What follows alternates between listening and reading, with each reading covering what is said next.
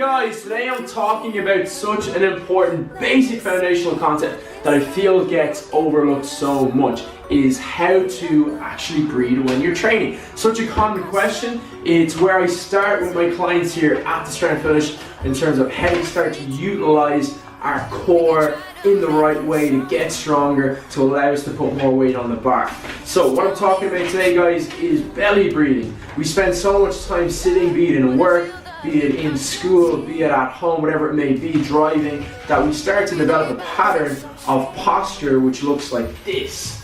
Now we layer onto that and we start to breathe up in the shoulders, the upper chest. That's what our body starts to go automatically to when we exercise. Or we want to start to understand that we need to breathe down into our belly button. What this does is creates what we call a lot of intra-abdominal pressure. So it tightens up everything in a 360-degree position.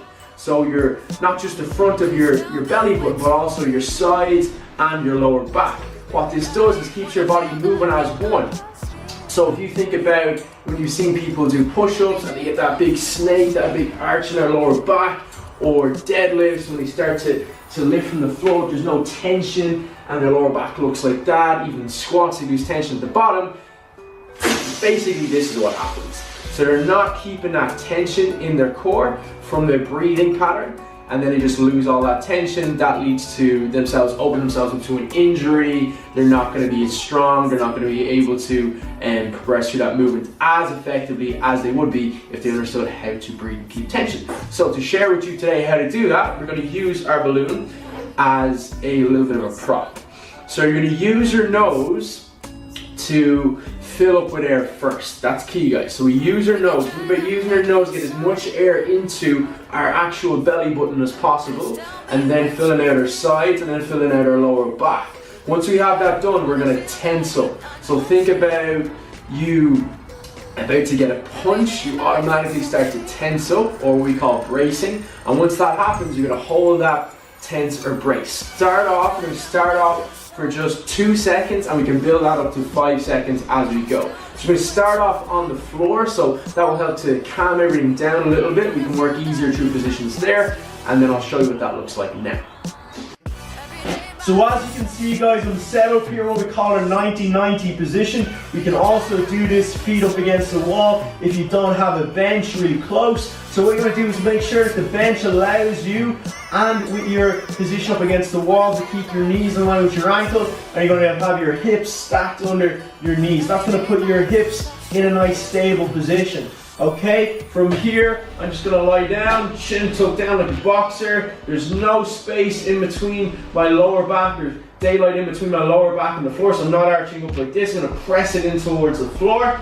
Now, what I'm mindful of here, I have my balloon as a reminder that I need to fill up with my nose, getting as much air into that belly button as possible. But I'm also conscious that I want to fill out my sides here and into the lower back. So it's 360 degrees breathing, guys, not just at the front. So think about the sides and the lower back. So I'm going to use my nose to do so. And then tense and press. Hold that tension, hold that press. We're going to build it up. We're going to start at 2 seconds, build it up to 5, and then down the line, bring it up to 10 seconds. We're going to focus on the same amount of time that we inhale through the nose, but we're going to exhale out through the mouth. The exhale is key, guys. You want to make sure that it's long and hard. Imagine that you're exhaling through a straw, and that you're going to get everything out of your belly button, of your core. So completely release everything as we start to breathe out long and hard. You're going to repeat that for cycles, so you can repeat that for up to 4 sets, 4 cycles. Ideally, you want to start to do it in a nice relaxed state, so do it as part of your warm-up. It's great to do with your eyes closed as part of your cool-down, and then you can start to incorporate into your bigger movements like your push-ups, your squats, your deadlifts, your chin-ups. If you need any help with questions on how to actually do that, incorporate it into your bigger movements, just ask me. I'm more than happy to help you. And hope that helps, guys. Understanding how to actually breathe, create that pressure through your midline, through your core, to be able to effectively and safely lift heavy things.